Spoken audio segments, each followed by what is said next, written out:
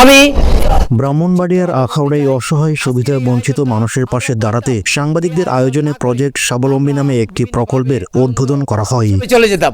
এ প্রকল্পের আওতায় অসহায় হতদরিদ্র ও সুবিধা বঞ্চিত মানুষকে স্বাবলম্বী হিসেবে গড়ে তোলা হবে।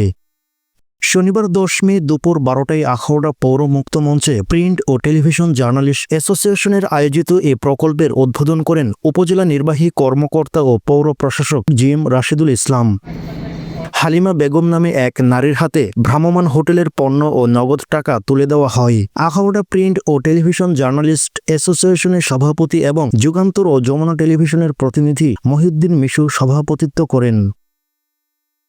অনুষ্ঠানে বিশেষ অতিথি ছিলেন উপজেলা বিএনপির সভাপতি মোহাম্মদ জৈনুল আবেদিন, সিনিয়র সহ সভাপতি বাহার মিয়া, সহ সভাপতি হারুনুর রশিদ। আখাউড়া রিপোর্টার্স ইউনিটির ভারপ্রাপ্ত সভাপতি রাকিবুল ইসলামের সঞ্চালনে স্বাগত বক্তব্য রাখে আখাউড়া প্রেস ক্লাবের সিনিয়র সহ সভাপতি বিশ্বজিৎ পাল বাবু।